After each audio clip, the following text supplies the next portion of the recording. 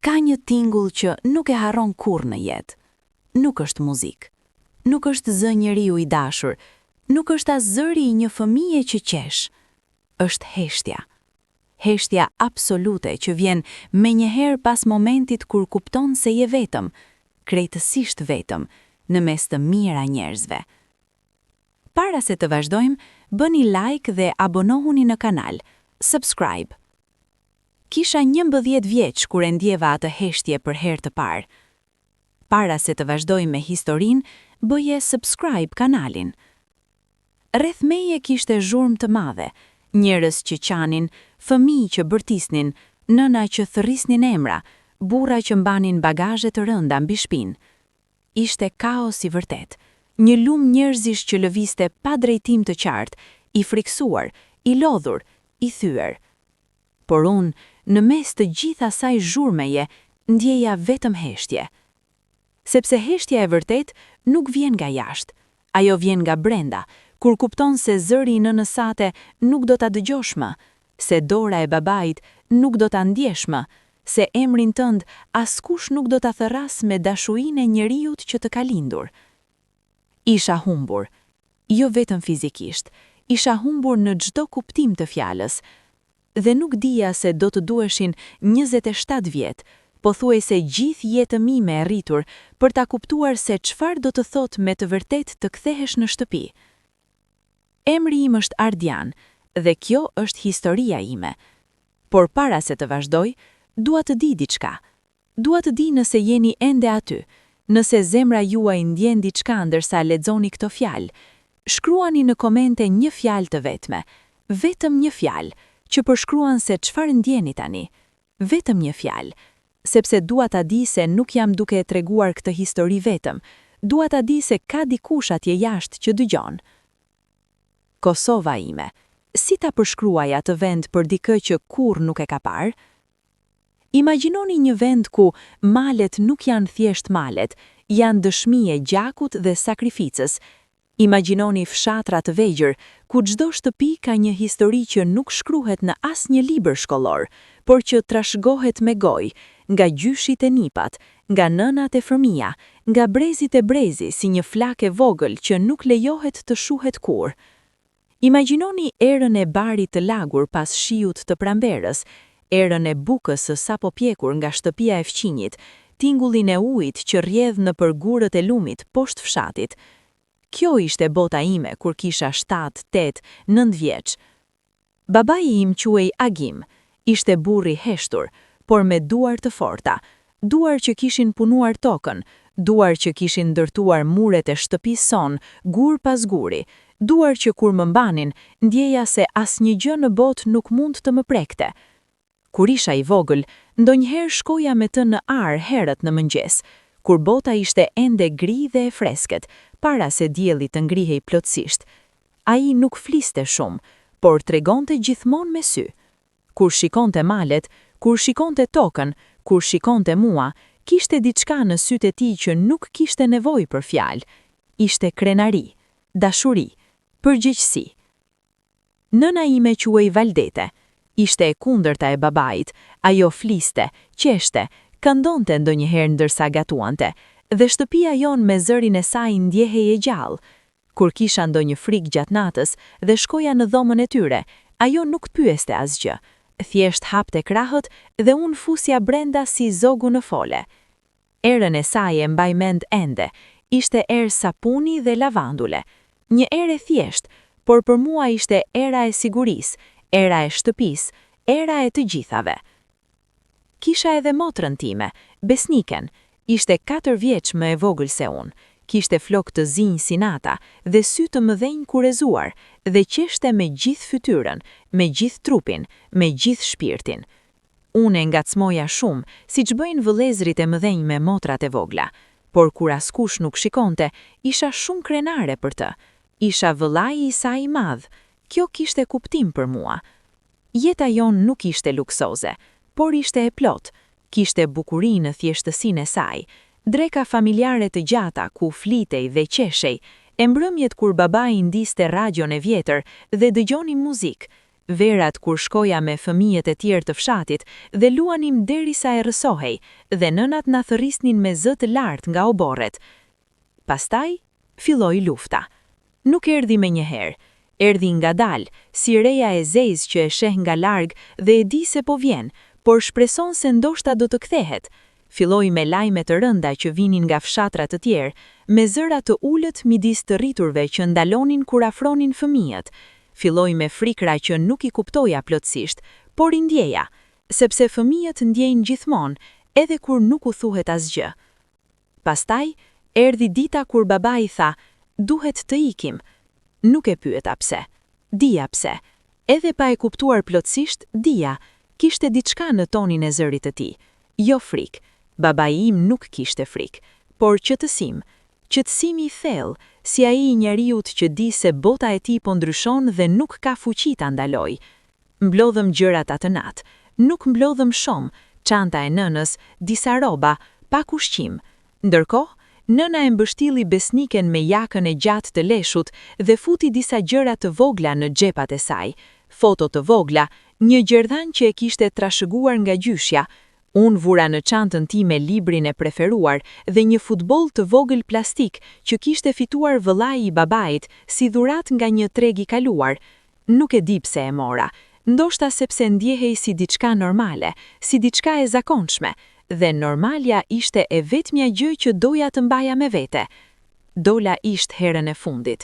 Shikova muret e bardha, derën e drurit, oborin ku kishim luajtur kaq shumë herë.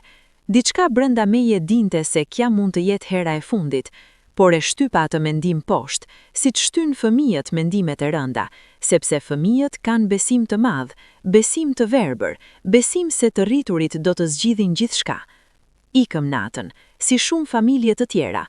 Rruga jonë u bashkua me rrugët e të tjerve dhe ngadalë u bëm pjesë e asaj turme të madhe, asaj turme që do të ndryshonte jetën time përgjithmonë. Kur thua turm refugjatësh, shumica e njerëzve imagjinojnë diçka nga lajmet, kamera nga lart, njerëz si pikat vogla duke ecur. Por kur je brenda saj, nuk sheh asgjë nga lart. Sheh vetëm shpinët para teje, këmbët e tua, tokën poshtë. Dëgjon vetëm zëra, qarje, tingullit pa njohur.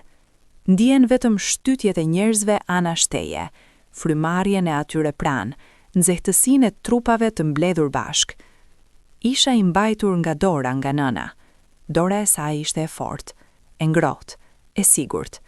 Nga ana tjetër, nëna mbante besnikën. Babai ecte pak para nesh, duke hapur rrugë, duke u siguruar që të mund të kalojmë. Kështu lëviznim, si zinxhir njerëzish të lidhur me dashuri dhe frikë. Nuk di sa kohë kishim ecur, orë, ndoshta shumë orë. Hyrëm në Maqedoni. Kufiri ishte kaos i tmerrshëm, njerëz nga të katër anët, zëra autoritar, fëmijë që bërtisnin, shumë lot dhe shumë pyetje pa përgjigje. Turma shtynte, lëvizte, ndahej dhe ribashkohej si uji i një lumi. Dhe atje, pikërisht atje, ndodhi ajo. Nuk e di si, kur nuk e kam kuptuar plotësisht si. Nëna kishte lëshuar dorën time, ndoshta për një çast, ndoshta për të mbajtur besnikën më fort, ndoshta sepse dikush e shtyu, dhe turma hyri mes nesh, si një mur i paprekshëm. Dikush shtyri nga majtas, dikush tjetër u hodh nga e djafta, dhe unë u gëlltit nga turma, u çova me vend nga rrjedha e njerëzve, u largova pa dashur, pa zgjedhur, pa kuptuar se çfarë po ndodhte. Ktheva kokën. Nëna nuk ishte aty. Thirra, nën, por zëri im u përpi nga mira zëra të tjerë. Thirra përsëri, më fort. Nën, bab, nën. Asgjë, asnjë përgjigje, vetëm turma, vetëm zhurmë, vetëm fytyrat pa njohura anë mban. Fillova të bëj atë që bëjnë të gjithë fëmijët kur humbasin. Fillova të eci kundër rrymës, duke u munduar të kthehem atje ku kisha qenë. Por turma nuk lëvizte si unë doja, lëvizte si rrym lumi, dhe unë isha gjethe e vogël duke u munduar të notoj kundër saj.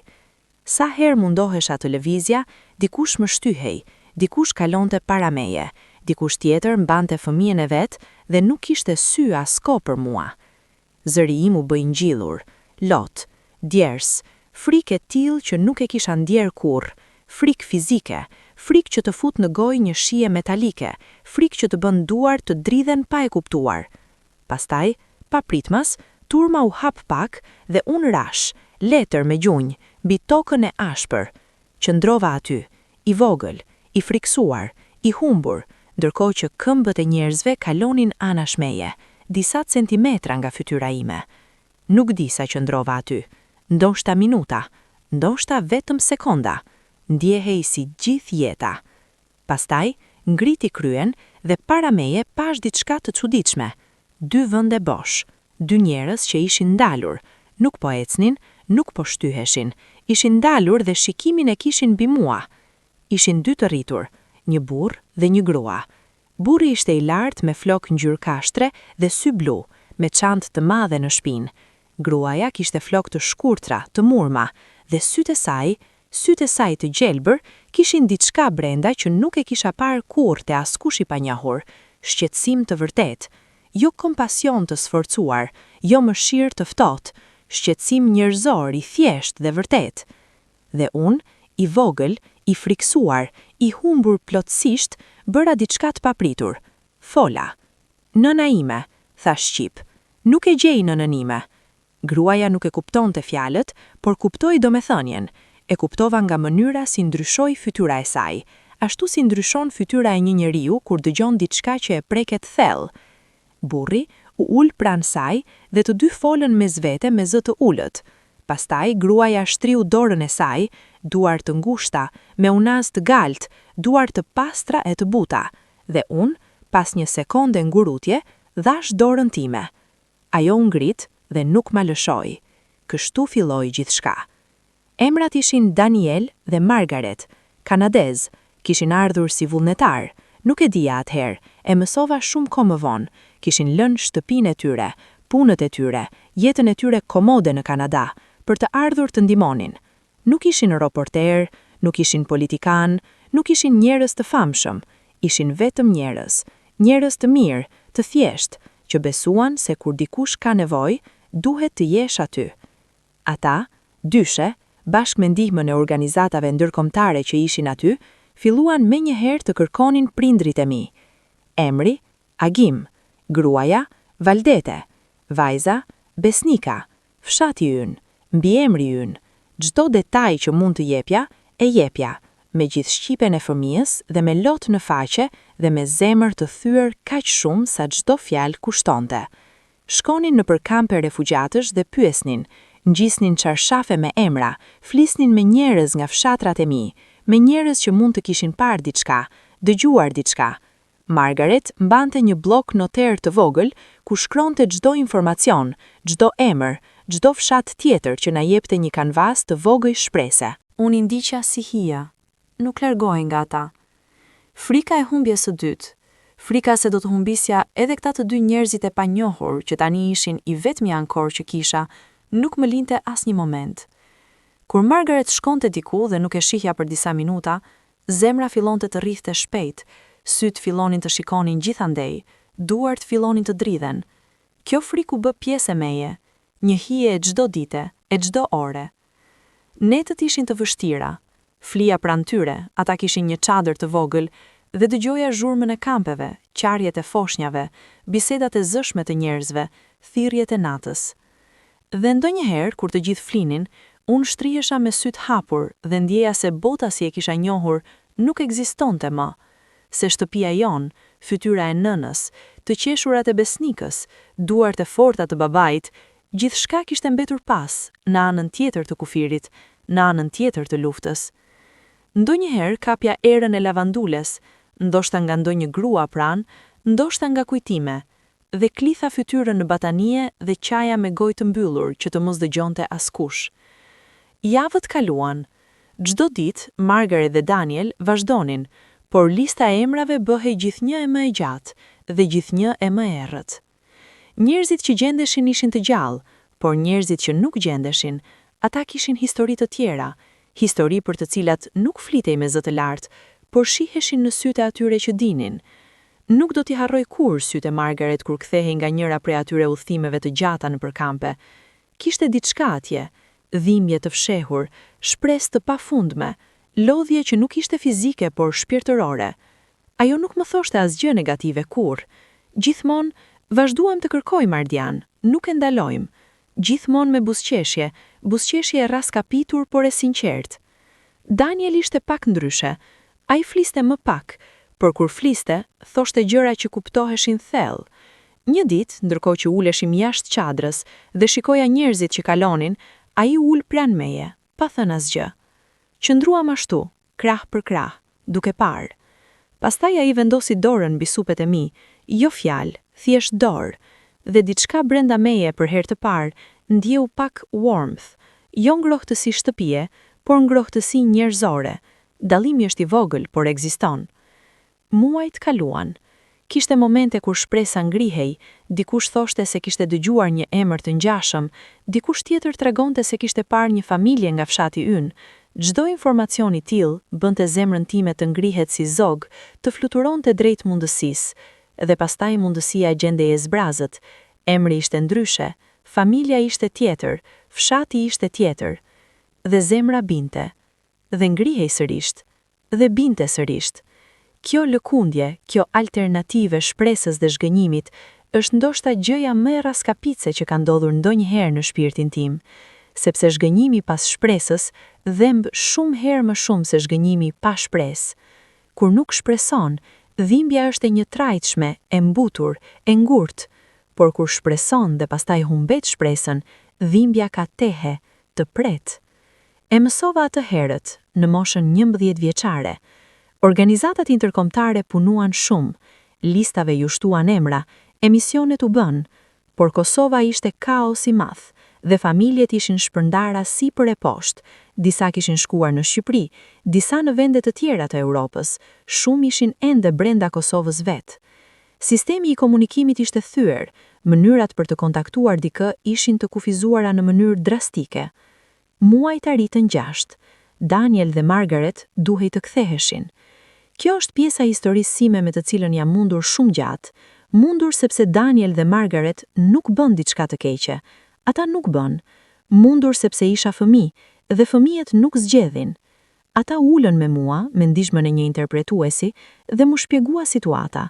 Kishin bërë gjithçka që ishte e mundur, kishin kontaktuar çdo organizat, çdo autoritet, çdo rjet, por prindrit e mi nuk gjendeshin. Mund të ishin ende këtu, mund të ishin larguar, mund të kishin ndodhur gjëra të rënda, nuk dinin.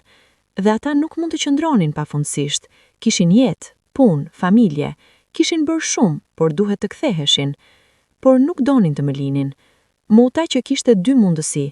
E para ishte të qëndroja me autoritetet, që do të mundoheshin të gjenin familjen time, ose të gjenin familje mikpritse. E dyta ishte të shkoja me ta, të paktën përkohësisht, derisa të gjendej zgjidhja. Mbaj mend atë moment me saktësi fotografike.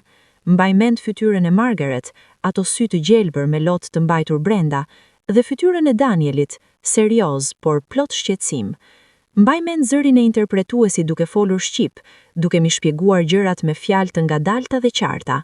Mbaj mend se si ndjehej jastëku i vogël në dorën time, e kisha shtrirë dorën mbi të pa e kuptuar, sikur duhej diçka të qëndroja. Pyeta vetëm një gjë: do të vazhdoni të kërkoni edhe nga Kanada? Margaret u përgjigj menjëherë, pa menduar. Po, çdo ditë, betoj. Dhe unë besova, sepse dua të besoj, sepse nuk kisha asgjë tjetër. Thash po. Fluturimi i parë i jetës sime. Ulesha pranë dritares dhe kur avioni u ngrit nga toka, unë mbaja fytyrën ngjitur te xhami dhe shikoja Maqedonin duke u bërë e vogël, pastaj duke u zhdukur. Diku atje, nëna të re, nëna të qiell, dikund, familja ime. Ndoshta, shpresoja. Mbylla syt dhe ndjeva avionin duke ngritur, duke qarë ret, dhe kur hapa syt, kishte vetëm qiell blu, i pafund, i pastër, i qetë. Kur nuk isha parë diçka kaq të madhe dhe kaq bosh njëkohësisht. Ishte si jeta ime e re, e madhe, e panjohur, e boshe, dhe unë, 9 kilogram fëmijë humbur, do të duhej ta mbushja. Toronto. Emri i qytetit tingëllonte si diçka nga filmat. Kur aeroplani zbras dhe hyra në aeroport, e para gjë që ndjeva ishte era, diçka e pastër, e ftohtë, aseptike. Jo era e barit, jo era e dheut, jo era e shtëpisë, diçka krejt tjetër, diçka e huaj. Çdo gjë ishte e madhe. Ndërtesat ishin kolosale, lartë, të shëndritshme, të bëra nga xhami dhe çelik. Rrugët ishin të gjera dhe të lëmuara. Makinat ishin të shëndritshme dhe të heshtura. Njerëzit ecnin shpejt, me qëllim të qartë, si gjithkush e dinte sakt ku po shkonte dhe nuk ishte kohë të humbiste. Unë nuk dija ku shkoja. Shtëpia e Cooperve ishte në periferi, një shtëpi e bukur me kopsht të vogël, me garth të ulët druri, me verandë ku ishin 2 karrige dhe një tryezë e vogël. Brenda ishte e ngrohtë, jo vetëm temperatura, po ndjesia. Kishte libra gjithandej, fotografi familjare në përmure, erë kafeje dhe druri. Ishte e bukur, ishte e qetë, ishte gjithçka për të cilën njerëzit punojnë gjithë jetën. Dhe ndjehesha si intrus, si dikush që kishte futur duar me errësinë e tij brenda dritës së dikujt tjetër. Kishin një dhomë për mua, të vogël, me dritare që jepte nga kopshti, krevat me jastëk të bardhë, sirtar me disa lodra dhe libra me figura. Kishin menduar, kishin përgatitur, ishin munduar ta bënin sa më familjare. Por dhoma nuk ishte dhoma ime, shtëpia nuk ishte shtëpia ime, qyteti nuk ishte qyteti im, gjuha nuk ishte gjuha ime. Gjuha ishte sfida e parë dhe më e dhimbshme. Anglishtja nuk ishte as e afërt, as e ngjashme me shqipen. Ishin 2 botë të ndara nga një oqean i tërë, tingujsh dhe rregullash. Çdo ditë dëgjoja fjalë, fjali, biseda dhe nuk kuptoja asgjë. Ishte si të jetosh brenda një filmi të huaj, pa tituj. Gjithçka lëviz rreth teje, gjithçka ka kuptim për të tjerët, por ti rri aty i orientuar, duke shikuar buzët duke lëvizur pa kuptuar. Margaret kishte marrë libra, libra me figura, fjalor të thjesht, libra fëmijësh. Çdo mëngjes, para shkollës, uleshim bashkë në kuzhinë dhe bënim orën e gjuhës. Ajo tregonte gjëra, thika, pirun, dritare, drit, re, pem, dhe thoshte emrin anglisht, dhe unë përsërisja. Pastaj unë thosha emrin shqip dhe ajo mundohej ta përsëriste, zakonisht gabim, dhe qeshnim të dyja, dhe ajo qeshja ishte ndoshta gjëja e parë e mirë që mbaj mend nga ato ditë. Shkolla ishte tjetër sfidë. Ishte shkollë publike, klasa me fëmijë nga vendet më të ndryshme të botës, që ishte pak ndihmëse, por megjithatë isha i huaj. Ishte ai që nuk fliste si të tjerët, ai që kishte vesh pak ndryshe, ai që her pas here shikoni në përdritare të klasës me sytë e humbur dikund larg, si dikush që kërkon diçka. Njerëzit janë të mirë dhe vrasht njëkohësisht. Disa ishin kurioshtar, vinin dhe pyesnin me zë të ulët nga isha, çfarë kishte ndodhur. Disa ishin indiferent, disa ishin ngacmues, jo keqdashish, por ngacmues si mund të jenë fëmijët kur nuk kuptojnë. Ndoshta 3 muaj pas mbërritjes sime, fillova të kuptoja fjalitë të thjeshta. Pas 6 muajsh, flisnin pak. Pas një viti, anglishtja filloi të bëhej e dyta natyrë, por shqipen nuk e harrova kurrë. Kjo është diçka për të cilën jam mirënjohës thellë. Disa nga shpërdarët, siç mësova më kohë, kishin humbur gjuhën amtare, kishin mësuar gjuhën e re aq mirë sa që e vjetër kishte zbehur. Unë nuk e lejova kurrë të ndodhte kjo. Flisnja shqip me veten, ndonjëherë me zë, ndonjëherë vetëm brenda kokës. Shkronja shqip në fetore, fjalë, fjali, ndonjëherë vetëm emra, agim, valdete, besnika, fshati ynë, emrat e njerëzve të mi. Ishte mënyra ime për të mos harruar, ishte mënyra ime për të mos zhdukur. Vitet kaluan siç kalojnë kur je i ri, dhe bota të kap dhe të çon me vete. Daniel dhe Margaret ishin padyshim njerëz të mirë. Ata nuk ishin prindrit e mi biologjik. Kjo gjë ishte diçka që as ata nuk mundoheshin ta fshihnin dhe unë nuk e harroja asnjë. Por ishin njerëz të vërtet, me zemër të hapur, njerëz që kur bënin diçka, e bënin me gjithë veten. Daniel punonte si inxhinier, kthehej vonë ndonjëherë i lodhur, por kur ishte aty, ishte plotësisht aty. Të dielën kishim traditën e tij të preferuar. Shkonim bashkë në park dhe luanim frisbee ose thjesht ecnim. Ai nuk fliste shumë, siç nuk fliste as pak babai im, dhe kjo ngjashmëri e vogël aq rastësish bënte diçka të qetësonte brenda meje. Margaret ishte mësues në shkollë tjetër nga imja. Ajo ishte njeriu i librave, i diskutimeve, i pyetjeve. Kur kthehej në darkë, ndonjëherë uleshim bashkë dhe ajo më pyeste: "Çfarë mendoni sot, Ardian?" Jo çfarë kisha bërë, po çfarë mendoja. Kjo pyetje, e bërë çdo herë me vëmendje të plot, më mësoi diçka që shkolla nuk më mësoi. Më mësoi se mendimet e mia kishin vlerë, se zëri im kishte vlerë. Ata nuk ishin fëmijë të tyre, nuk e pyeta kurrë pse. Ndoshta nuk ishin mundur, ndoshta kishin zgjedhur ndryshe, ndoshta jeta I kishte vendosur për ta pa I pyetur. Por kjo gjë, ky zbrastëti I tyre dhe ky humbja ime, u takuan si dy kopa enigmi që rastësisht kishin formë komplementare. Nuk plotsonim njëri tjetrin plotësisht, por kishte diçka që mbushej pak kur ishim bashk. Margaret kishte një mënyrë të veçantë për të festuar ditëlindjet. Çdo vit, pavarësisht nga gjithçka, festonte ditëlindjen time me tortë të bërë me duar të saj, çokoladë me krem, sepse e dija që çokoladën e doja. Vendoste qirinjt, I ndiznin bashk dhe ajo këndonte Happy Birthday me zë të lartë dhe pak të çakorduar. Dhe Daniel qëndronte prapa me duart në xhepa dhe buzëqeshte me atë buzëqeshtje të tij të heshtur. Dhe unë fryja qirinjt dhe bëja dëshirën time. Çdo vit, të njëjtën dëshirë, pa e ndryshuar kurrë, pa e tradhtuar kurrë. Dëshiroja të gjeja familjen time. Viti I parë ishte më I vështirë. Isha ende shumë I vogël, ende shumë afër humbjes, ende shumë I pastabilizuar. Ndonjëherë, sidomos natën, ngrihesha nga gjumi I friksuar, I djersituar, me zemrën duke rrahur shpejt, dhe nuk dija për disa sekonda ku isha. Ishte shtëpia ime, ishin prindrit e mi, ishte besnika. Pastaj hapja sytë dhe shihja tavanin e dhomës së re, dritaren me perdet e bardha, lodrat e vëna me kujdes në përafte dhe realiteti kthehej si ujë I ftohtë. Dhe qaja me zë të mbajtur, fytyrën futur në jastëk, duke u munduar të mos dëgjoja. Por Margaret kishte vesh shumë të mpret, ose ndoshta zemrën shumë të hapur. Her pas here, kur qaja, dëgjoja hapat e saj të butë nëpër korridor, dhe dera hapej ngadalë dhe ajo hynte dhe ulej pranë krevatit dhe nuk thoshte asgjë. Thjesht ulej. Ndonjëherë vendoste dorën mbi shpinën time, dhe kjo heshtje e ngrohtë ishte shpesh herë më e mjaftueshme se sa çdo fjalë. Vitet e adoleshencës ishin komplekse në mënyrën e tyre. Kur je adoleshent, identiteti është çdo gjë. Pyetja kush jam bëhet thike që e mban gjithë kohën në mendje dhe e kthesh nga çdo anë, duke parë si bie drita mbi të, duke u munduar ta kuptosh. Për të tjerët kjo pyetje kishte përgjigje të pjesshme: familja, gjuha, vendlindja, historia. Për mua pyetja kishte dy drejtime të ndara, dy rrënjë, dy identitete që jetonin bashkë brenda meje, pa u bashkuar kurrë plotësisht.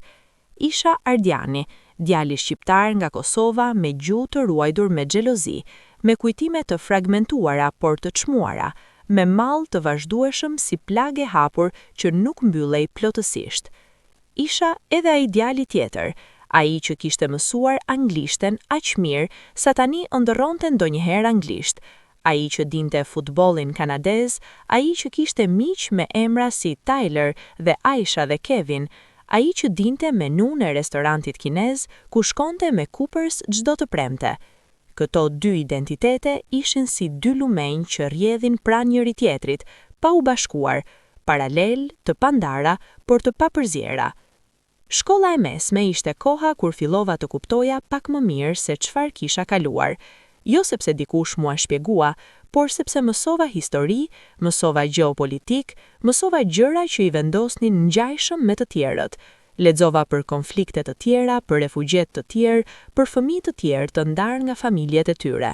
Dhe papritmas, historia ime, që ishte ndjerë si një tragjedi mëshirëprënëse, u bë pjesë e diçkaje më të madhe, e rrymës së dhimbshme njerëzore që ka ekzistuar gjithmonë dhe me sa duket, gjithmonë do të ekzistojë. Kjo nuk e lehtësoi dhimbjen, por e bëri të kuptueshme, dhe kuptueshmja është disi më e lehtë se sa e pakuptueshme. Ishte gjatë shkollës së mesme kur ndodhi diçka e rëndësishme, diçka që I dha kuptim shumë gjërave.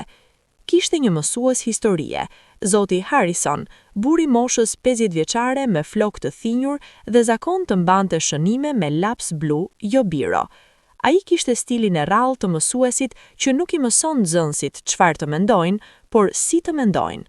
Një ditë gjatë një diskutimi për konflikte botërore, ai u kthye nga unë, jo agresivisht, por me qetësi të plot, dhe tha: "Ardian, ti ke perspektivën e dikujt që ka jetuar këtë. Do të doje të ndash diçka?" Ishte hera e parë, absolutisht e parë, kur dikush i rritur para njerëzve të tjerë kishte trajtuar përvojën time jo si tragjedi mëshirëprënëse, por si dije. Ishte hera e parë kur historia ime u bë burim, jo barr. I ngrita, fola, fillova ngadalë, pastaj gjithnjë e më qartë. Tregova për Kosovën, për luftën, për turmën, për humbjen, për udhëtimin. Klasa ishte e heshtur, jo se heshtja e mrizis, por heshtja e vëmendjes së vërtet. Dhe kur u ula, Zoti Harrison tha vetëm faleminderit, me thjeshtësi të tillë, me sinqeritet të tillë, sa që ajo fjale vetme mund të vlenë sa orë fjalim. Kjo eksperiencë bëri klik brenda meje. Mësova se historia ime kishte vlerë, jo si simbol mëshire, por si dëshmi njerëzore, jo si barr, por si histori që duhet tregohet. Dhe nga ky moment fillova ta tregoja, pak nga pak, miqve, ngjyrave, ndonjëherë edhe të huajve kur rrethanat bënin kuptim. Dhe çdo herë tregimi bëhej pak më i lehtë, jo sepse dhimbja zvogëlohej, por sepse shprehja e dhimbjes e bënte atë pak më të lehtë për t'u mbajtur. Universiteti. Kjo fjalë kishte shumë kuptime për mua, liri, rritje, por edhe largimi mëtejshëm nga ajo që isha gjerë kurrë. Studiova shkenca sociale. Kjo nuk ishte zgjedhje rastësisë, ishte zgjedhje e brendshme, gati instiktive. Doja të kuptoja njerëzit, shoqërinë, konfliktet, migrimin. Doja të kuptoja, me mjet akademik, diçka nga jeta ime e vet. Ndoshta kjo tingëllon e çuditshme, të studiosh akademikisht atë që ke jetuar personalisht, por kuptimi intelektual nuk zëvendëson kuptimin emocional. Ata punojnë paralel, si dy dritare nga të cilat sheh një të njëjtën peizazh nga kënde të ndryshme. Gjatë universitetit, herën e parë kontaktova me komunitetin albano-kosovar të Torontos. Ishte një zbulim i vonuar. Nuk e di pse kisha pritur kaq gjatë, ndoshta frika, ndoshta rezistenca, ndoshta angurrimi. Por dikur, gjatë vitit të parë universitar, gjeta nëpërmjet internetit një shoqat kulturore shqiptare në Toronto dhe pas javësh ngurrimi, shkova. Ishte të dielën pasdite. Kishte njerëz të moshave të ndryshme, të moshuar me flokë të thinjur që flisnin shqip me dialekte të ndryshme, të rinj si unë, familje me fëmijë.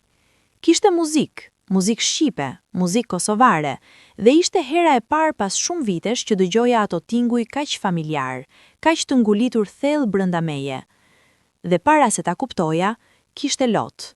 Jo lot të madh, jo qaj me zë, vetëm sy të lagur dhe ndjesia e diçkaje që kishte qenë ngrirë dhe tani po shkrihej ngadalë. Një grua e moshuar u afrua tek unë, kishte flokë të bardhë dhe sy të gjallë, dhe fliste shqip me theksin e Kosovës, theks identik me theksin e nënës sime. Mu drejtua shqip e natyrshme. "Djalë, nga je?" Dhe unë, për herë të parë në shumë vite, u përgjigja shqip pa menduar. "Jam nga Kosova."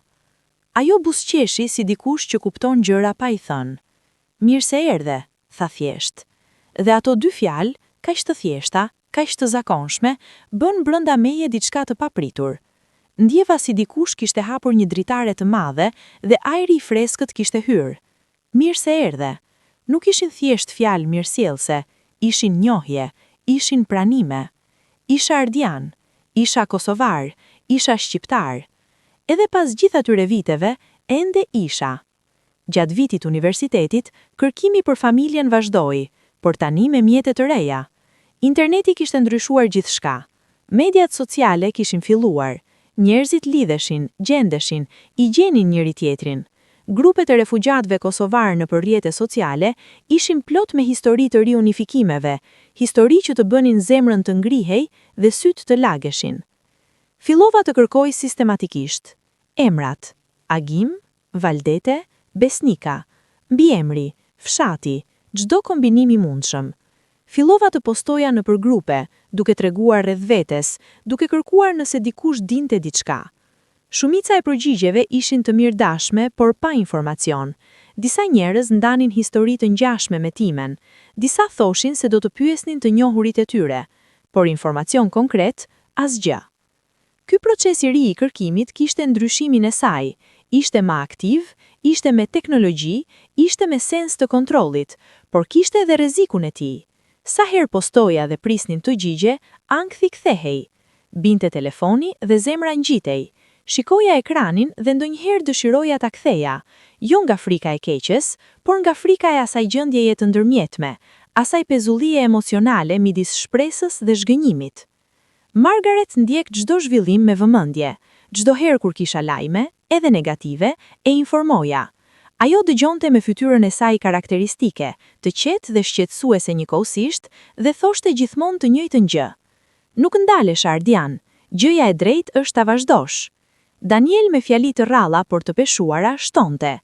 Ke kohë, ke shëndet, ke gjithçka nevojshme, nuk ndalesha. Ata dy, çdo herë kur dëshiroja të heq dorë dhe kishte kohë të tilla, momente të zeza kur mendoja se ndoshta ishte lodhje e kotë, ndoshta duhej ta pranoj humbjen si humbje, ata dy ishin aty. Jo me fjalë të mëdha, jo me premtime, por me praninë e qetë të njerëzve që besojnë tek ti edhe kur ti nuk beson tek vetja. Diplomova, pastaj studiova master, po në shkenca sociale me fokus të veçantë në migrimin dhe refugjatët. Ishte teza ime, personale, shkruar me dije dhe dhimbje njëkohësisht, ndoshta vepra më e sinqertë që kam shkruar ndonjëherë. Gjatë masterit, linda si profesionist. Fillova të punoj me organizata që merrnin me refugjat dhe familje të shpërndara. Ishte punë e vështirë, jo fizikisht, por emocionalisht.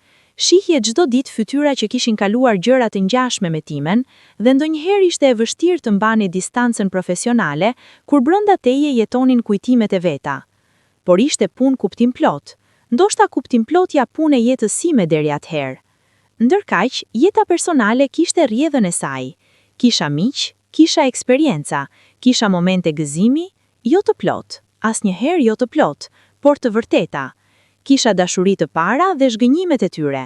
Kisha mbrëmje me miq të rinj një vjetër, kisha buzëqeshje dhe debate, dhe kafene në mëngjes, dhe filma në darkë. Jeta ecte, pavarësisht nga gjithçka. Por gjithmonë kishte ajo ndjesi, si dhimbje e dhëmbit pas ngrënjes, si plag nën lëkurë që nuk dhemb vazhdimisht, por nuk shërohet kurrë. Gjithmonë ishte aty prania e asaj që mungonte. Gjithmonë kur kalonte diçka e gëzueshme, kishte një moment të vogël që mendoja. Doja ta ndanim me ta, me nënën, me babain, me besnikën.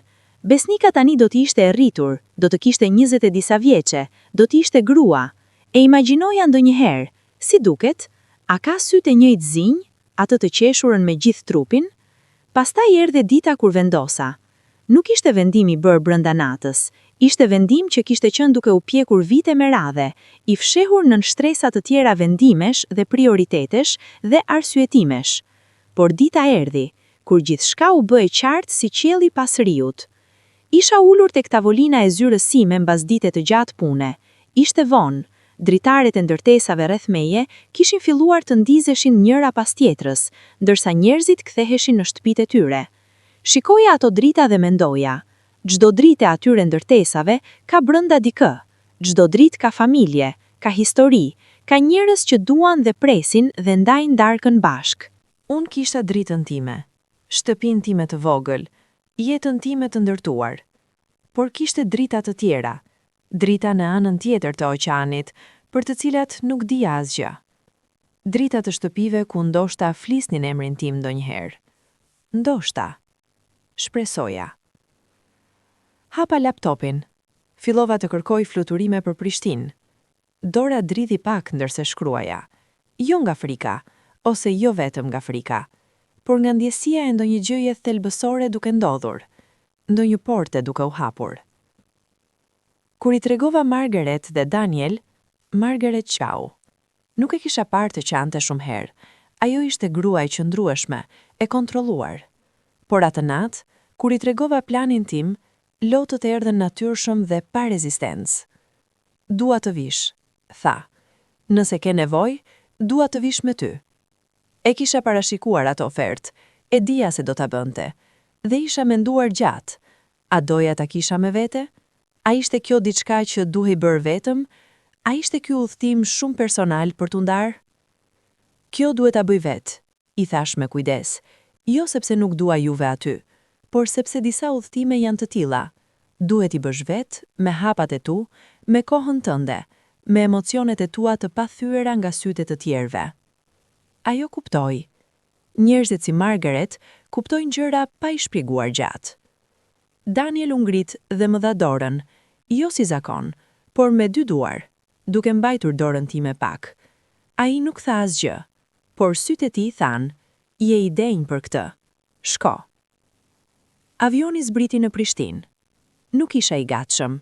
E di tani se kur nuk mund t'jesh I gatshëm për gjëra të tilla.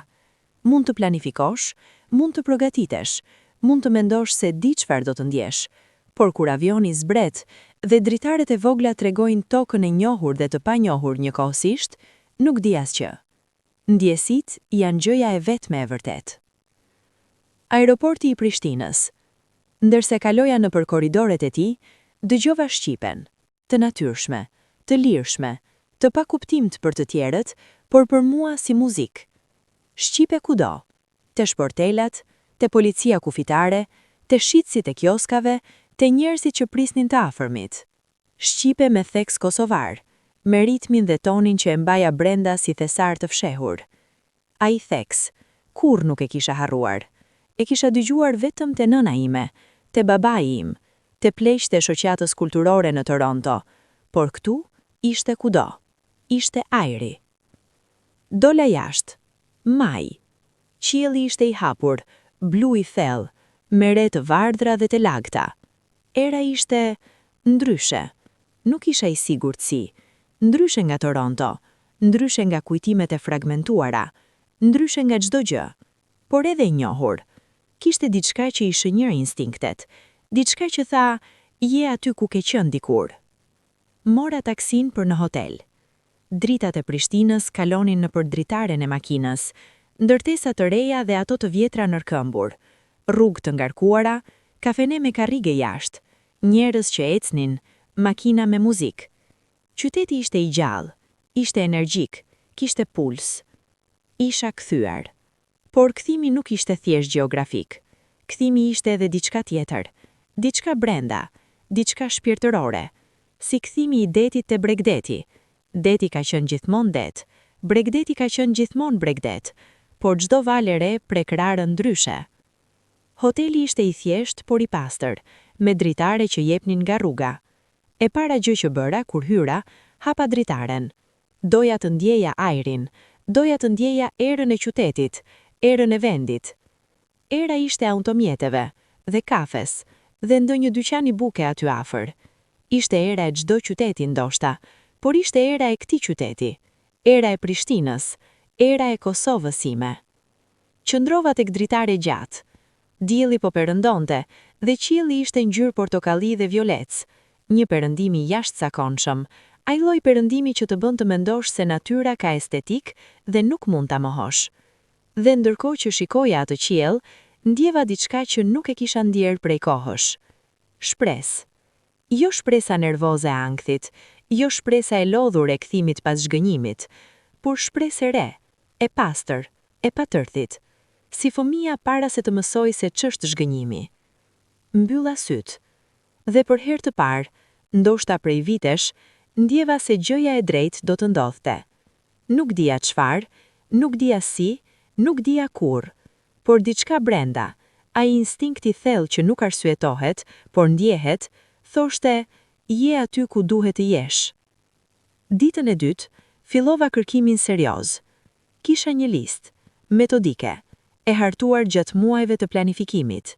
Kontaktet e organizatave lokale, regjistrat e komuniteteve, autoritetet shtetërore që merreshin me familjet e shpërndara, por gjithashtu kisha diçka tjetër, kisha emrat dhe kisha vendlindjen.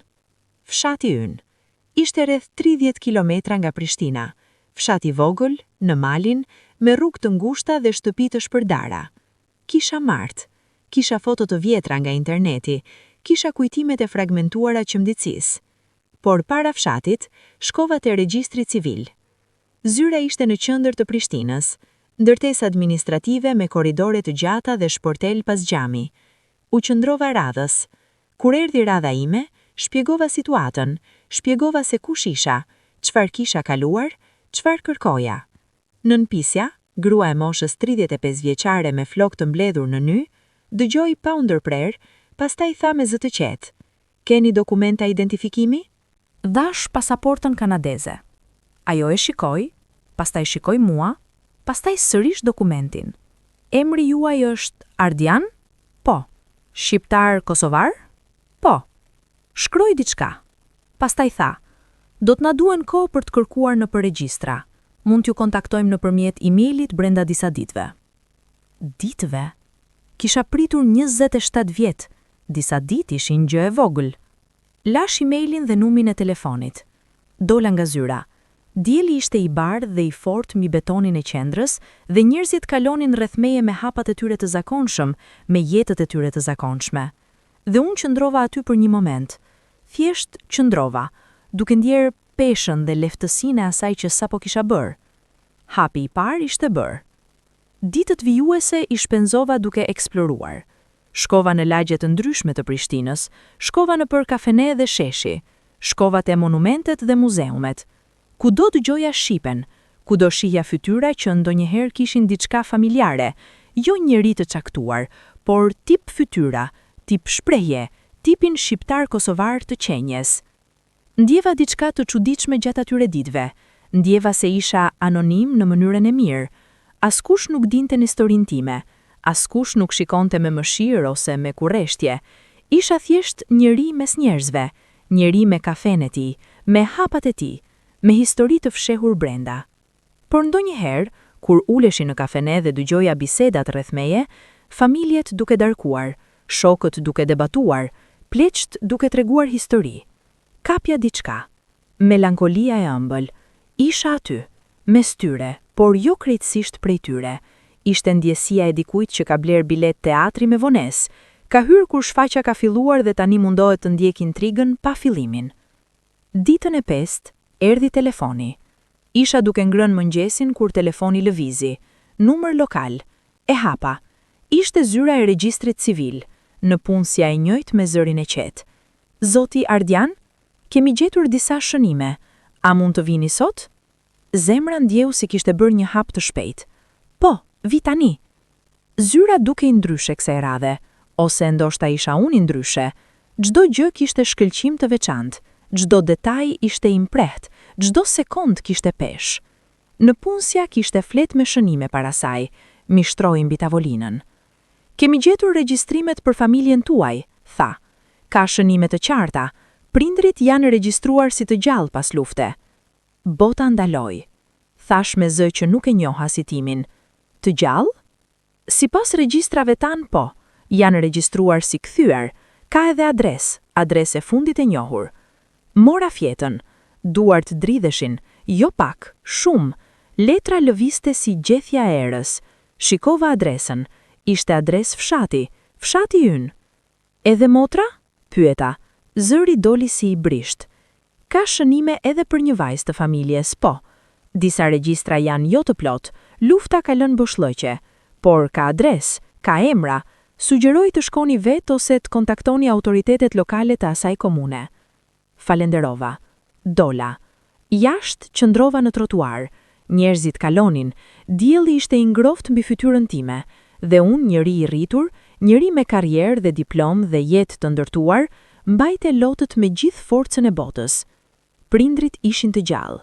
Ndoshta, regjistri thoshte ndoshta, por ndoshta ishte shumë, ishte universi. Në nesërmen mëngjes herët mora një taksi. Shoferi ishte burri moshës 50 vjeçare, i fjalës, me radio që loznin muzikë kosovare me çajin e tij termos mbi tabelën. Kur i dhash adresën, u kthye pak dhe shikoi me kureshti. "Nga ai fshat jeni?" "Isha dikur," thash. Ai kuptoi pa pyetur më. Ata kuptojnë, njerëzit e asaj gjenerate, ata që e kanë parë luftën, ose kanë pasur nga ata që e kanë parë. Ka gjëra që nuk kanë nevojë për shpjegim. Rruga filloi si autostrad, pastaj u bë rrugë zakonshme, pastaj ngadalë u ngrushtua dhe filloi të ngrinte. Peizazhi ndryshoi, qyteti u la pas, erdhën fisha, pastaj kodra, pastaj male. Pemët ishin jeshile këtë kohë të vitit, ajo jeshile e thellë e pasur që e sheh vetëm pranverën e vonë kur natyra është në kulmin e saj. Fshatra të vegjën kalonin nga dritaret, shtëpi guri, kopshte, fëmijë duke luajtur.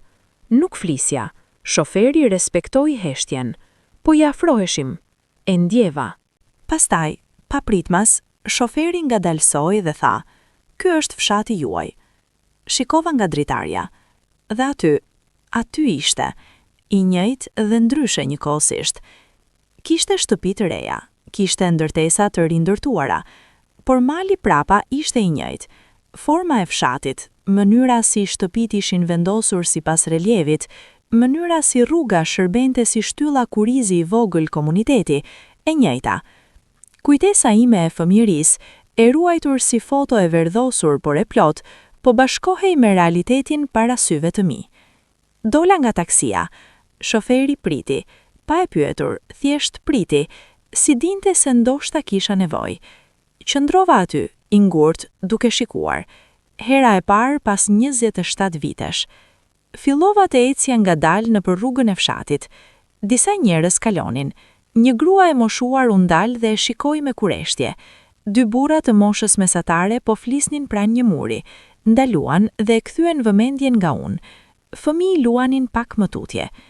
Nuk dija sakt ku të shkoja fillimisht. Kisha adresën e shkruar në atë letër që e kisha palosur dhe shpalosur 10 herë gjatë natës, por rrugët e fshatit nuk kishin shenja. Ishin rrugë të njohura vetëm për ata që i kishin ecur gjatë gjithë jetës. Afrohesha te gruaja e moshuar që kishte ndaluar dhe shikoja. "Mirdita", thash shqip. Ajo u çudit pak, ndoshta nga theksi im, ndoshta nga pamja ime e huaj, ndoshta nga diçka tjetër që nuk e di. "Mirdita", u përgjigj. "Po kërkoj familjen Berisha", thash, mbi emri ynë. Herën e parë që e kisha thënë me zë të lartë në atë fshat, në atë tokë, pas gjithë atyre viteve. Gruaja e moshuar u ndry. Diçka i lëvizi fytyra, emocioni vogël, i shpejt, si hija e reve mbi tokë. "Cilin Berisha?" pyeti me kujdes. "Agim Berisha, bashkëshortja e tij Valdete." Ajo heshti për një moment. Sytë e saj, të moshuar, të lodhur, por të mprehtë, mu ngjitën dhe mu qëndruan. Shikonte si shikojnë njerëzit kur po vendosin diçka. "Nga jeti djalë", tha ngadalë. "Jam djali i tyre", thash. "Jam Ardiani." Ato sekonda pas asaj fjalie ishin ndër sekondat më të gjata të jetës sime. Gruaja e moshuar qëndroi e palëvizur. Pastaj, ngadalë, si njeriu që druhet të besoj diçka shumë të mirë sepse ka mësuar të druhet, tha: "Ardiani i vogël." Harta e botës sime u rrokullit. "Po", thash, zëri doli i thyer. "Ardiani i vogël." Ajo vuri duart mbi gojë. Syti mbushën me lot, jo loti ngadalë, por loti shpejt, i papritur, i atij lloji që vjen kur diçka e pamundur bëhet e mundur. Dhe pastaj tha diçka që do ta mbaj brenda meje deri ditën e fundit të jetës sime. Nuk e mbaj mend si arrita të shtëpia. Mbaj mend gruaja e moshuar duke ecur shpejt para meje, duke thirrur me zë të lartë. Mbaj mend se rruga ishte me gur të vegjël, dhe këmbët e mia ecnin por nuk i ndjeja. Mbaj mend gardhin e ulët të gurve. Mbaj mend pemën, një dardhë vjetër në obor, e madhe, me trung të trash, me deg që shtriheshin gjër, dhe e njoha atë pemë. Kishte qenë e vogël kur isha i vogël, tani ishte e madhe. Kishim rritur njëkohësisht, unë dhe ajo pemë, secili në anën e tij të botës. Pastaj, dera e shtëpisë u hap, dhe aty qëndroi nëna ime. Ka momente që gjuha nuk i mbulon. Gjuha është mjet njerëzor, e bërë me fjalë, me rregulla dhe struktura, dhe ka momente të jetës njerëzore që janë shumë të mëdha, shumë thelbësore, shumë reale për t'u futur brenda fjalëve. Ky ishte një nga ato momente. Nëna ime kishte plakur, natyrisht kishte plakur. Flok kishte kryesisht të thinur, fytyrën kishte me rrudha të lehta, trupin kishte pak të kthyer. Por sytë e saj ishin saktësisht sytë që mbanja brenda meje si imazh. Ata sy të njëjtë, ngjyrë kafe e errët, me shkëlqim të brendshëm, me thellësi që nuk ndryshon me moshën, sepse nuk i përket trupit, i përket shpirtit. Ajo shikonte mua, unë shikoja atë. Askush nuk foli. Pastaj ajo tha emrin tim, Ardiani, me atë ton, me atë ngrohtësi, me atë zë amësor që e kisha dëgjuar herën e fundit kur isha 11 vjeç, dhe në atë zë të vetëm, në atë fjalë të vetme, ishte gjithçka. 27 vite pritje, 27 vite lot, 27 vite shpresë që nuk vdiste kurrë pamërisht gjithçkaje. Hipa shkallët e verandës me hapa që dukej njëkohësisht të shpejt dhe të ngadalë, dhe kur arrita pranë saj, kur hapëm krahët njëri tjetrit, kur u përqafuam, nuk qaja me njëherë. Thjesht qëndrova aty, brenda atij përqafimi, me kokën mbi supet e saj të vogla, duke nuhatur erën e saj, ende lavandull, ende sapuni thjesht, ende ajo erë, dhe ndjeva diçka shpërbëhet brenda meje, diçka shumë e vjetër, shumë e ngortë, shumë e lodhur, diçka që kisha mbajtur e tensionuar pa e ditur gjatë gjithë atyre viteve. Pastaj qava, dhe ajo qau me mua, dhe bota rreth nesh u bë heshtur dhe e largët, si gjithçka tjetër nuk ekzistonte. Vetëm ai moment, vetëm ajo borë me dardhën e vjetër, vetëm ajo nën dhe ai biri humbur dhe i gjetur. Babai ishte brenda.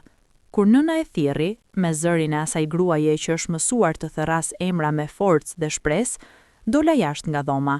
Dëgjova hapat e tij, hapa të ngadalt, pak të rënd, hapat e burrit të moshuar, dhe pastaj u shfaqte dera. Agim Berisha, babai im, kishte plakur shumë, shumë më shumë se nëna. Flokët i kishte të bardha, shpina pak e përkulur, lëkura e duarve e trash dhe e wrinkled nga puna, por qëndrimet e tij, mënyra si mbante supet, mënyra si ngrite kokën, mënyra si shikonte, ato ishin saktësisht njësoj. Ato nuk ndryshojnë. Qëndrimet janë shpirt, jo trup. Shikoj mua. Burrat e asaj brezi nuk shprehen lehtë emocionet. E dija, e kisha mësuar, e kuptoja. Babai im kishte jetuar me heshtjen si mjet komunikimi, por kur sytë e tij takuan sytë e mi, pash atë gjë të cilën kisha parë dikur kur isha fëmijë i vogël dhe shkoja me të në ar. Atë shprehje të tij karakteristike, ku sytë thoshin gjithçka, pa thënë asnjë fjalë. Por kësaj here, shprehja ishte ndryshe. Kishte brenda diçka të thyer dhe të rindërtuar njëkohësisht. Kishte brenda të gjitha vitet e pritjes, dhe të gjitha lot të mbajtur, dhe të gjitha natat kur ndoshta kishte qëndruar me syt hapur, duke menduar ku isha unë, si isha, a isha gjallë. Ai erdhi tek unë, hap pas hapi, dhe kur mbërriti, bëri diçka që nuk e prisja. Vendosi të dyja duart mbi fytyrën time, ato duar, të forta, të hashpra, të mëdha, mbi faqet e mia, dhe shikoi mua me ato sy, shumë afër, dhe tha: "Je rritur." Vetëm kaq, 2 fjalë, por brenda atyre 2 fjalëve kishte gjithë dhimbja dhe gjithë gëzimi i botës. Besnika erdhi pasdite, jetonte pak kilometra larg, kishte familje tani, bashkëshort dhe 2 fëmijë të vegjël. Kur nëna e thirri telefonikisht, Besnika kishte ardhur pothuajse duke vrapuar. Kur hapi derën dhe e pash, zemra u ndal për sekond. Ajo kishte ende ato flokë të zinj, tani të gjata dhe të mbledhura. Kishte ato sy të mëdhenj kureshtar, tani syja e gruas, jo vajzës, por me të njëjtin shkëlqim. Dhe kur qeshi kur më pa, qeshi me gjithë fytyrën, me gjithë trupin, me gjithë shpirtin, saktësisht ashtu siç qeshte kur ishte 4 vjeçe. Disa gjëra ndryshojnë, disa gjëra janë të përjetshme. Vllai im, tha, dhe ai, vllai im, kishte brenda të gjithë fëmijërinë tonë, të gjithë ndarjen, të gjitha të mall të papërkthyeshëm të vllait dhe motrës, që nuk janë rritur bashk, por kanë jetuar njëri tjetri brenda zemrave të tyre gjatë gjithë kohës. U përqafuam fort, shumë fort, si përqafohen njerëzit kur duan të kompensojnë vite të ramungese me sekonda. Ajo darkë, e para darkë e bashkuar pas 27 vjetësh, do ta mbaj sa të jem gjallë. Nëna kishte gatuar, nuk e dinte se do të vija, dhe megjithatë kishte gatuar shumë si e kishte zakon gjithmonë, si nënat kosovare gatuajnë kur zemra e tyre është e hapur. Kishte flija, kishte misër pite, kishte mish të zier me perime, kishte djath shtëpie, kishte bukë të freskët. Era e ushqimit kishte mbushur shtëpinë tërësisht, dhe ajo erë ishte era e fëmijërisë sime, era e kuzhinës sime, era e nënës sime. Ulëm rreth tryezës, babai, nëna, Besnika, bashkëshorti Armendi, 2 fëmijët e Besnikës, Agimi i vogël, i emërtuar pas gjyshit, dhe Valdeta e vogël, i emërtuar pas gjyshes. Embrat e ridhën, tradita e vazhduar. Nëna vendosi pjatën para meje dhe qëndroi një moment duke më shikuar me ato shprehjen e saj, si grua që nuk gjen dot fjalët dhe nuk ka nevojë për to. Tha thjesht. Djalë. Hëngra me oreksin e dikujt që ishte uritur jo për ushqim, por për shtëpi. Çdo kapshat kishte shije të njohur, shijen e dorës e nënës, shijen e ingredientëve të asaj toke, shijen e diçkaje autentike dhe e pakopjueshme. Biseda u bë ngadalë në fillim, si makina e vjetër që nuk ngrohet menjëherë. Kishte pyetje, kishte përgjigje, kishte heshtje plot kuptim. Por ngadalë, gradualisht, si drita e diellit kur ngritet mëngjezin, biseda u qel, u bë e natyrshme, u bë e familjare. Tregova për Kanadan, për Torontos, për Daniel dhe Margaret, për universitetin, për punën. Nëna dëgjonte me kujdesin e dikujt që po mbledh copzat e mozaikut të humbur. Babai dëgjonte me kokën e pak të ulur, ndonjëherë duke tëndur, ndonjëherë me atë shprehjen e tij karakteristike të heshtur. Dhe ato treguan vitet e kërkimit, vitet pas lufte, vitet e pritjes. Kishin kthyer pas disa muajsh, kishin gjetur shtëpinë gjysmë të djegur dhe e kishin rindërtuar. Kishin pyetur kudo, organizata, autoritete, njerëz. Kishin dëgjuar disa herë se mund të isha në Kanada, por nuk kishin informacion konkret. Interneti kishte ardhur vonë për ta, teknologjia i kishte lënë pas për shumë vite, por nuk kishin dalur kur. Çdo natë falenderoja, tha nëna me zë të qetë. Çdo natë i thoja, ruaje djalin tim, kudo që t'jetë, ruaje. Gjathi im i vogël, agimi i besnikës, zguri herët dhe i vuri kokën mbi gjunjën e gjyshes. Ajo e përqafoi natyrshëm, pa ndërprer fjalën, pa ndryshuar asgjë. Ashtu si nënat bëjnë, me shumë gjëra njëkohësisht, me zemër të madhe që ka vend për të gjithë. Shikova atë skenë, nënën time me nipin e saj në gjunjë, babain tim duke pirë çajin e tij, besnikan duke folur me energji, fëmijët duke luajtur me ngjyra në këndin e dhomës, dhe ndjeva diçka shumë specifike. Ndjeva se kisha ardhur në fund të një rruge shumë të gjatë, jo fund si mbarim, por fund si destinacion. Ai lloj fundi që është njëkohësisht edhe fillim. Natën, kur besnika u largua me familjen e saj dhe shtëpia u qetësua, nëna dhe babai ulen me mua në dhomën e ndenjes. Zjarri i vogël i sobës dërgonte ngrohtësi, drita ishte e butë, bota jashtë kishte errësirën e fshatit të natës, heshtje e plot, e thellë, pa zhurmën e qytetit. Ishte koha e pyetjes. E kisha mbajtur gjatë, kisha menduar gjatë nëse duhej ta bëja. Jo sepse kisha frikë nga përgjigja, por sepse kisha frikë nga ajo që mund të ndihte pas. Por kuptova se disa pyetje duhen bërë, pavarësisht gjithçkaje, sepse pa to, historia mbetet gjithmonë e paplot. Ajo natë, thash ngadalë, kur u ndam, çfarë ndodhi me ju? Si ishte nga ana juaj? Babai lëvizi pak, nëna nuk lëvizi fare, vetëm shikoi zjarrin. Pastaj, nëna filloi të flasë. Tregoi për momentin kur e kuptoi se kisha humbur, kur ktheu kokën dhe shtriu dorën dhe nuk gjeti dorën time. Tregoi për 5 sekondat e para, jo panik, as të bërtiturit menjëherë, por mosbesim. Ajo mosbesimi atij momenti kur të ndodh diçka shumë e keqe dhe truri refuzon ta pranoj. Pastaj kishte kthyer, kishte shtyr njerëzit rreth, kishte thirrur emrin tim me atë forcën e nënës. Atë thirrje që nuk dallon nga mira thirrje të tjera, por që fëmia e njeh menjëherë, instinktivisht. Por unë nuk isha aty. Babai kishte lënë besnikën me një grua aty pranë, grua që kishte qenë fqinja e tyre, dhe kishte hyrë brenda turmës, duke kërkuar. Kishte thirrur, kishte pyetur. Por turma ishte shumë e madhe dhe lëvizja ishte shumë e shpejtë. Orë të tëra kishin kërkuar, nata kishte ardhur. Kishin kaluar ditën tjetër duke shkuar në përkampe, duke thirrur emrin tim. Kishin shkruar emrin tim kudo. Kishin folur me organizata. Kishin pritur. Pastaj erdhi lajmi i parë, dikush kishte parë një djalë të vogël me çift të huaj. Deskripcioni i ngjante, por nuk kishte asgjë konkrete. Isha i sigurt se ishe gjallë, tha babai, herën e parë që foli gjatë tregjimit me zërin e tij të heshtur dhe rënd, nuk e lejova veten ta mendonte ndryshe. nuk mundja. Nëna shtoi. Kur u kthyem këtu, çdo ditë shkoja te porta dhe shikoja rrugën. Fqinjet më thoshin, Valdete mos torturoje veten. Unë u thoja, po kur të vijë do t'jetë nga kjo rrugë, duhet ta shoh. Qava. Kësaj here pa u munduar ta ndaloja. Edhe ata qanë. Dhe ishte e para herë që të trija qanin bashk, jo me dhimbje, por me lehtësim. Ai lloj qajeje që nuk dhemb, por shpëton. Ai lloj lotësh që janë si shi pas statësire, të nevojshëm, të ringjallërisë, të dëshiruar prej kohësh. Ditën e ardhshme u mbrita herët. Babai ishte tashmë jashtë, e gjeta në kopsht, duke punuar tokën me atë qetësinë e tij të zakonshme.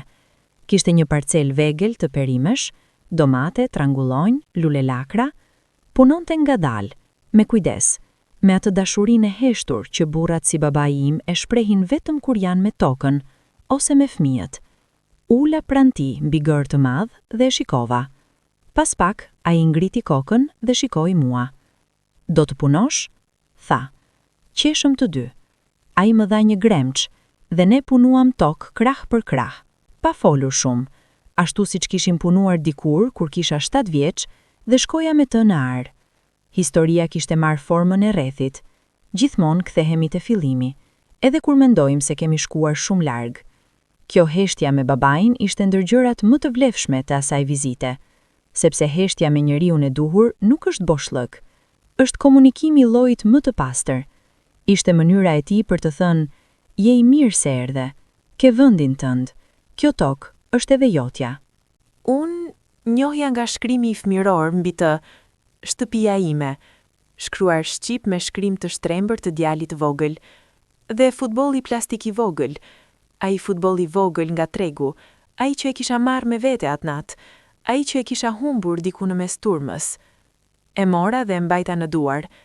Plastika kishte vjetruar, ngjyra kishte zbehur, por ishte aty, kishte mbijetuar. Si unë. Lajmi u përhap shpejt, siç përhapen lajmet në fshatrat vegjël, me shpejtësinë e erës.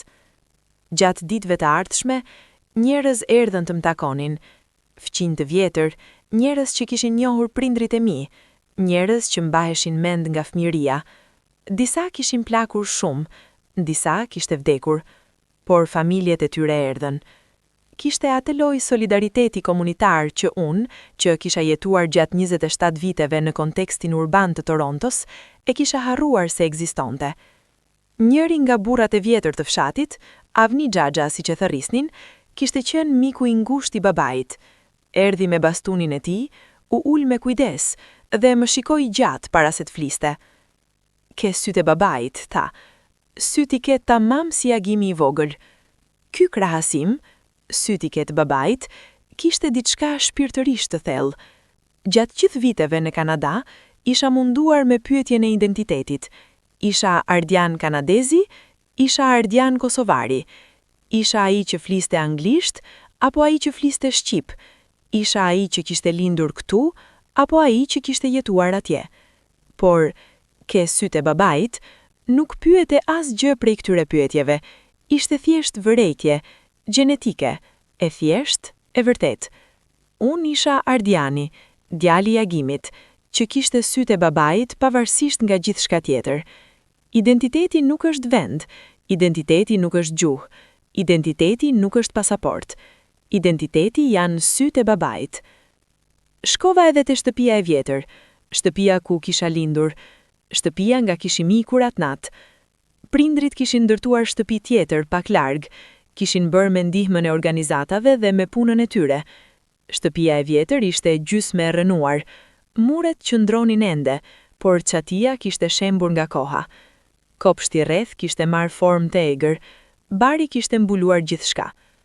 Qëndrova te pragu. Imagjinova veten si fëmijë duke dal nga kjo derat mëngjes fundit, duke shikuar muret e bardha, muret tani të zbehtë dhe të grisur. Imagjinova besnikën me jakën e gjatë të leshit, imagjinova nëndën duke mbyllur derën me dorë, imagjinova baban duke treguar rrugën. Diçka e lash atje, jo me trishtim, por qëllimisht, sikur kisha mbajtur gjitha të peshët e asaj nate dhe tani vendosa ta vija poshtë, ta lija mbi pragjet e asaj dere. Nuk kisha nevojë ta mbante më. Kishte bërë punën e saj. Kishte mbajtur gjallë kujtimin. Kishte mbajtur gjallë nevojën për t'u kthyer. Tani mund të pushoj. Një mbrëmje, ndoshta e treta apo e katërta mbrëmje, nëna dhe unë mbetëm vetëm në kuzhinë. Babai kishte dalë pak me fqinjin, Besnika kishte shkuar te familja e saj. Ishim vetëm ne dy, me çajin ton dhe me ngroftësinë e kuzhinës. Ajo filloi të fliste për gjërat vogla, për perimet e kopshtit, për fqinjet e linj, për nipin e saj Agimin që kishte filluar shkollën. Por ndjeja se kishte diçka tjetër, diçka që prisni momentin e duhur. Pastaj u qetësua, shikoi çajin dhe tha: "Faji im ka qenë gjithmonë, çdo ditë." E shikova. "Nën, jo, më dëgjon tani ti.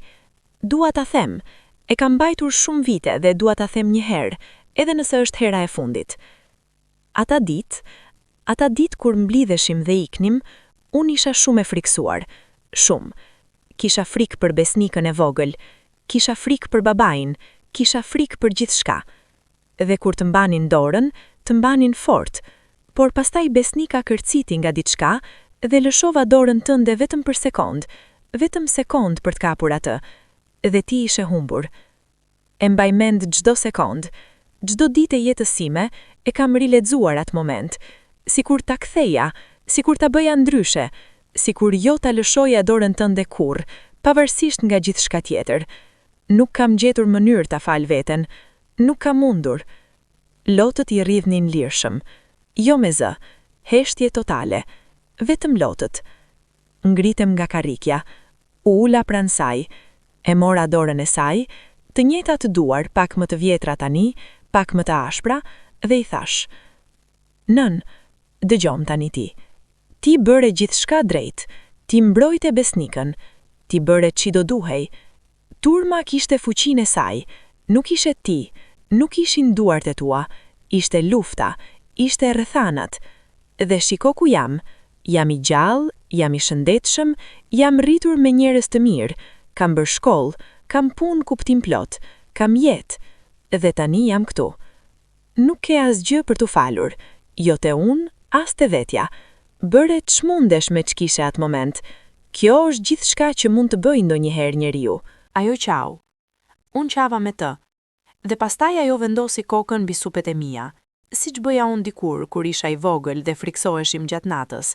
Dhe qëndruam ashtu, nën dhe bir, duke mbajtur njëri tjetrin dhe duke lënë kohën të kalonte ngadalë, pa nxitim, pa asgjë tjetër të nevojshme. Kishte diçka tjetër që doja ta doja gjatë kësaj vizite. Para se të largohesha nga Kanada, Margaret kishte vendosur diçka në çantën time, zarfin e bardhë, me shkrim dore. "Hape kur të jesh atje", kishte thënë thjesht. E kisha harruar, ose ndoshta nuk e kisha harruar, ndoshta e kisha shtyr qëllimisht, sepse dija që do të kishte emocione dhe doja t'i jepja çdo emocioni hapësirën e vet. Natën e katërt, pasi të gjithë kishin fjetur, u ula tek tryeza e vogël pranë dritares dhe hapa zarfin. Letra ishte shkruar me shkrim të rregullt, qartë, shkrimi dikujt që ka shkruar shumë gjatë jetës. Ishte shkruar anglisht, natyrisht, sepse kjo ishte gjuha jone e përbashkët. E lexova ngadalë, çdo fjalë me kujdes. Shkruante për ditën kur më kishin gjetur, shkruante si kishte ndier Margaret jo si misionare ose shpëtimtare, por si njëri i thjesht, i friksuar dhe i shqetësuar, dhe vendosur të ndihmonte. Shkruante si ata dy kishin diskutuar gjatë natës atëherë të parë, nëse kishin bërë gjën e drejtë, nëse kishin bërë sa duhet. Pastaj shkruante: "Ardian, unë dhe Daniel kur nuk e kemi quajtur veten prindrit tuaj. E dinim se kjo nuk ishte e jona për ta marrë, por kemi qenë gjithmonë krenare, me ty, me njeriun që u bëre, me forcën tënde dhe me zemrën tënde. Dhe kur të kthehesh te ata, sepse gjithmonë kam besuar se do të ktheheshe te ata, të lutem thua ju diçka prej nesh, se fëmia i tyre ka qenë i mrekullueshëm, se ka rritur mirë, se ka mbajtur gjithmonë Kosovën brenda zemrës." Lexova letrën 2 herë, 3 herë. Pastaj mbylla syt dhe mendova për Margaretën dhe Danielin, ata dy njerëz të thjeshtë, të mirë, që kishin marrë me vete një fëmijë të panjohur dhe e kishin trajtuar si të tyrin pa e pretenduar kur si të tyrin. Dashurinë e tyre nuk e kishte bazuar pronësia, e kishte bazuar vetëm mirësia. Ka lloje të ndryshme dashurie. Dashuria e prindërve biologjik është një lloj, e thellë, e lashtë, gjakore, gjenetike, e papërkufizueshme. Dashuria e Margaretit dhe Danielit ishte e lloji tjetër, e zgjedhur, e ndërgjegjshme, e dhënë lirisht pas një detyrim. Nuk ishte më pak e vërteta, ishte vetëm ndryshe. Unë kisha pasur të dyja, kisha qenë i bekuar pavarësisht gjithë gjërave. Të nesërmen telefonova Margaret. Kur dëgjoi zërin tim, tha menjëherë: "Si jeni?" "I gjeta," thash, "jam me ta." Kishte heshtim të shkurtër, pastaj me zërin e saj karakteristik të qetë, por me diçka nën to që dridhi. "Faleminderit Zotit." Tregova pak, jo shumë, sepse fjalët nuk ishin të mjaftueshme dhe nuk donin t'i harxhonin aty. Por tregova për Darkën, për nënën, për babain, për besnikën. Dhe pastaj thash: "Mesazhin e letrave tuaja u adhash. Nënës i thash çfarë shkruanit." "Çfarë tha?" pyeti Margaret me zë të ngadalt. "Tha faleminderit dhe tha se ju ka dashur gjithnjë edhe pa ju njohur, sepse çdo nën do njerëzit që ruajnë fëmijën e saj." Margaret qau, e dëgjova qartë nëpër telefon, ato lot të mbajtura, ato lot të disa sekondash. Pastaj tha: "Ardian, ke bërë diçka shumë të bukur sot." "Ne kemi bërë," korrigjova, "të gjithë bashk." Disa ditë para largimit tim, u ula me babain pas darke. Ishim jashtë, në verandën e vogël pranë dritares. Qielli ishte i natës ishte i qartë, yjet ishin shumë dhe të ndritshëm, ashtu siç janë yjet mbi fshatra larg nga dritat e qytetit. Ajri ishte freskët, pak i ftoftë, me erën e tokës e lagur nga shiu i pasdites. Babai kishte pirë çajin e tij, unë kisha kafen time, dhe qëndruam ashtu, krah për krah, duke shikuar qiellin, duke dëgjuar heshtjen e natës së fshatit, heshtje të plotë, të gjallë, me zërat e natës, me bilbilin larg, me erën në përgjethe. Pastaj babai foli. Kur ishe i vogël, tha: "Të merrja me vete në ar herët në mëngjes, mbase e mban mend." "E mbaj," thash, "shpesh e mendoj atë." Ai tundi kokën ngadalë. Të pyesja gjithmonë brenda vetes: "Pse të marr?" Ishte e vështirë, ishte e lodhshme, ecne ngadalë, pyesje shumë, por nuk munda të mos të marr. Kisha nevojë të shihje tokën, të ndjeje, të njihje. Unë dalëm, kafja e tij bëri avull në ajrin e ftohtë. Kur humbe, vazhdoi me zë më të ulët. Mendova shumë herë, mbase nuk duhej të merrja kurrë, mbase duhej të linja të qëndroje, mbase nëse nuk ta kisha treguar tokën, nuk do të kishe nevojë të ktheheshe, nuk do të kishe nevojë të jesh kosovar, nuk do të kishe çar kaq shumë. Pastaj kuptova se kisha gabuar në mendim. Jo pse zëmira vjen gjithmonë nga dhimbja, kjo është budallallëk, por sepse njohja e rrënjve nuk shkakton dhimbjen. Rrënjët ishin ato që të mbajnë kur dhimbja vjen nga jashtë. Rrënjët ishin ato që të sollën këtu. Heshta. Nuk isha asnjë fjalë. Babai im, njeriu i pak fjalëve, kishte thënë brenda atyre fjalive diçka që akademikët me vite studim mundohen ta formulojnë dhe nuk e arrin kurrë kaq thjesht. Rrënjët nuk shkaktojnë dhimbjen. Rrënjët mbajnë kur dhimbja vjen. Ditën e fundit, para se të hipja në taksi për në aeroport, bëra diçka të vogël, por domethënëse. Shkova te pema e dardhës në obor. Ishte mëngjes herët, dielli sapo ngrihej dhe drita kishte atë ngjyrë të artë të veçantë të mëngjesit e hershëm, ngjyrën që fotografët e duan dhe poetët e përshkruajnë dhe njeriu i zakonshëm e sheh vetëm kur zgjohet shumë herët ose kur ka diçka të rëndësishme që e mban zgjuar. Vendosa dorën mbi trupin e dardhës. Lëvorja ishte e ashpër, e çar nga koha, e fortë. Pema ishte e vjetër, shumë e vjetër.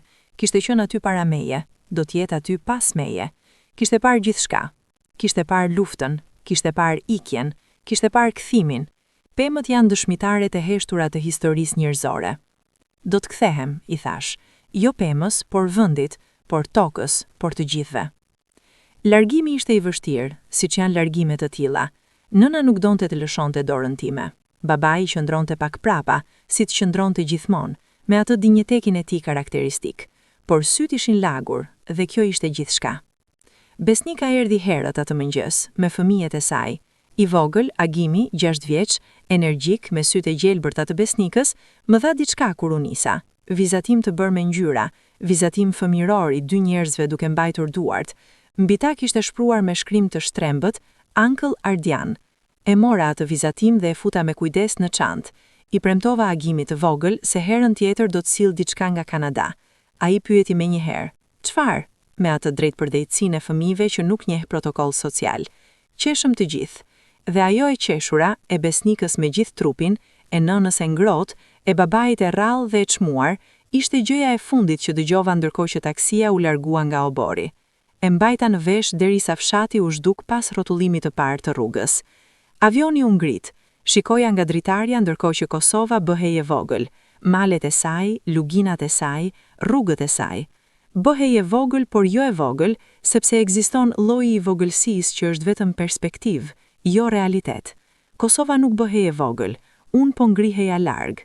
Diferenca ka rëndësi.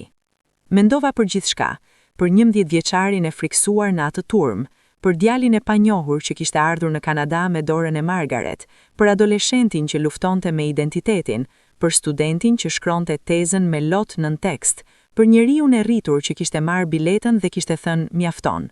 Çdo versioni i asaj persone kishte bërë diçka të drejtë, edhe kur mendonte se bënte gabim, sepse çdo hap, çdo vendim, çdo zgjedhje, çdo dhimbje kishte çuar drejt kësaj, drejt asaj darke, drejt asaj tryeze, drejt asaj nëne dhe ati baba dhe asaj motre.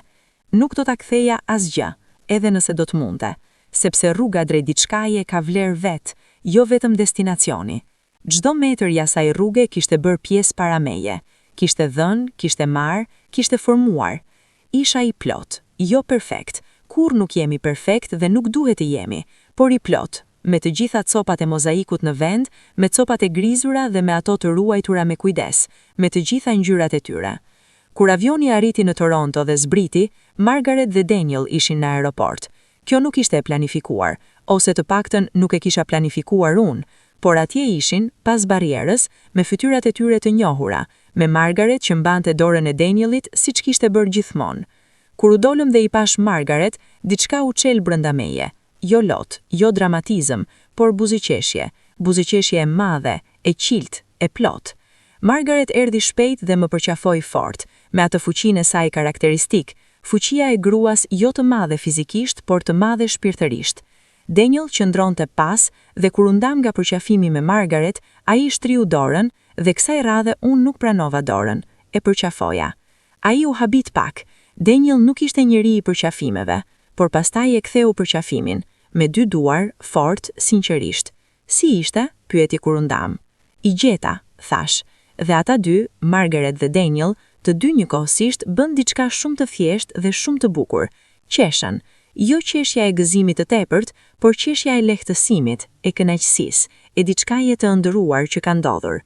Trego më gjithçka, tha Margaret ndërkohë që filluam të ecnim drejt makinës, dhe unë fillova të tregoja.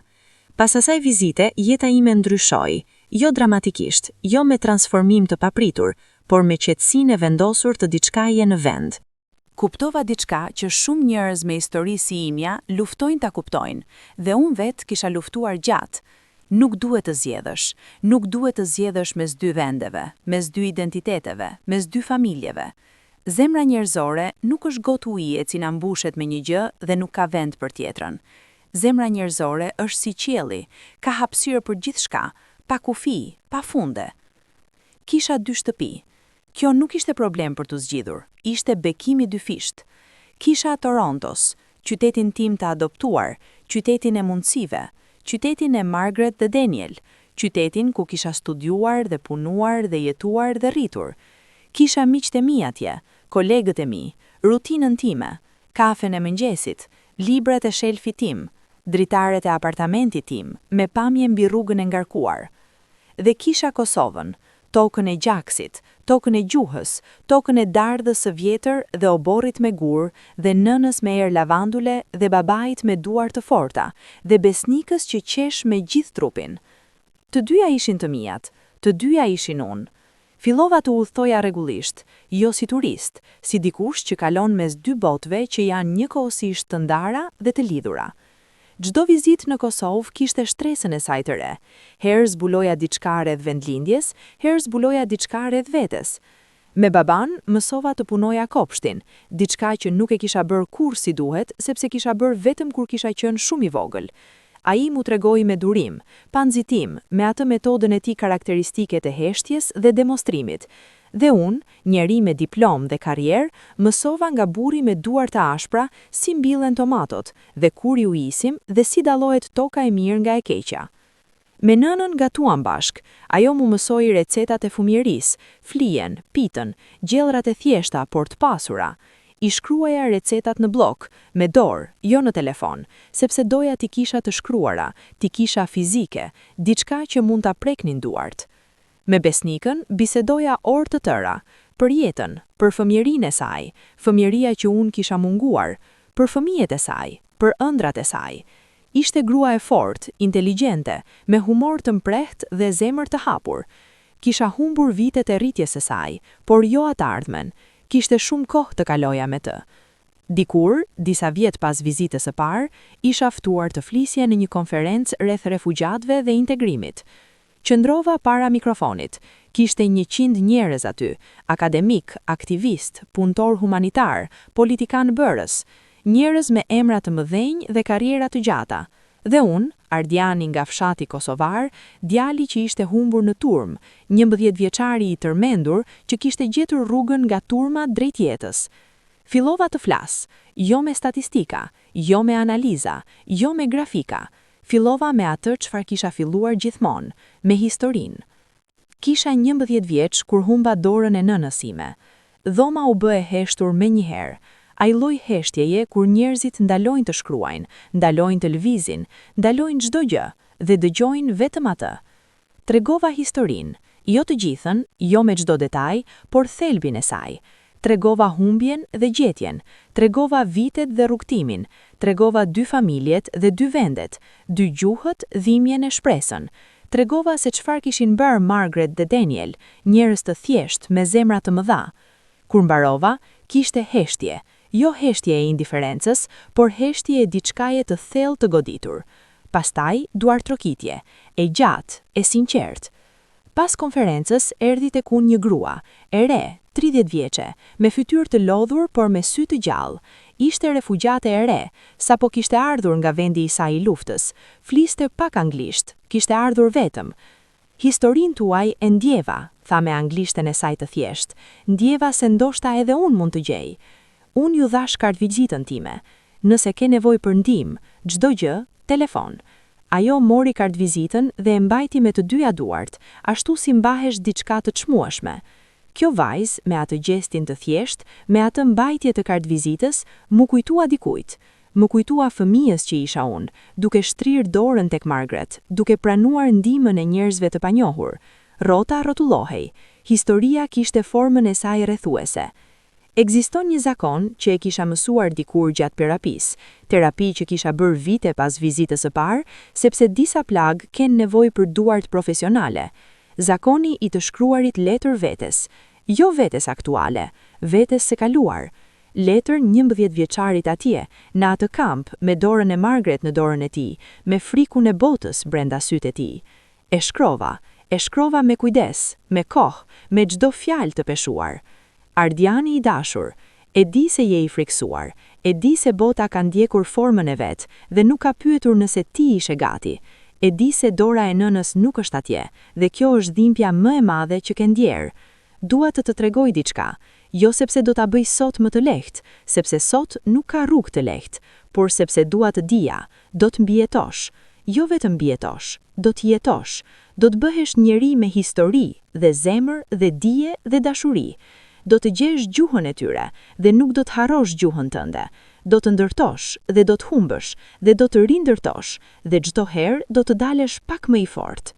2 njerëzit që po të mbajnë dorën tani, mos i shiko me frikë, shiko me zemër. Janë të mirë, janë shumë të mirë. Nuk do ta zëvendësojnë familjen tënde, asgjë nuk mund ta bëjë atë, por do të t'japin diçka po aq të çmueshme. Do të tregojnë se njerëzimi ka kapacitet të madh dashurie, edhe mes të huajve, edhe mes gjuhëve të ndryshme, edhe mes botëve të ndryshme. Prindrit tuaj janë gjallë, nuk e di aktualisht, ti nuk e di, por unë e di, dhe besnika është gjallë, dhe do t'i gjesh, do t'a presësh atë ditë, dhe ajo do të vi. Mbaji gjuhën, mbaji emrat, mbaji emrin e babait, emrin e nënës, emrin e besnikës, mbaji si thesar brenda teje, sepse emrat janë rrënjët dhe rrënjët mbajnë edhe kur gjithçka tjetër lëkundet. Edhe një gjë e fundit, fali veten për çdo moment kur mendon se ke bërë gabim. Nuk ke gabuar, ke bërë ç'mund të bëj fëmia 11 vjeçar. Kjo është gjithçka, edhe kjo është mjaftueshme. Me dashuri të plot, Ardiani i rritur, ai që e gjeti rrugën. Puna ime profesionale me kohën mori drejtim specifik. Fillova të punoj ekskluzivisht me fëmijë refugjat, fëmijë të ndar, fëmijë të shpërndar, fëmijë me histori si imja. Kjo nuk ishte zgjedhje e ndërgjegjshme karriere, ishte diçka që nuk mund ta bëja ndryshe. Kisha pasur privilegjin e rrugtimit tim dhe kishte gjë e nevojshme ta ktheja. Çdo fëmijë me historinë e humjes kishte çështjen e vet unike.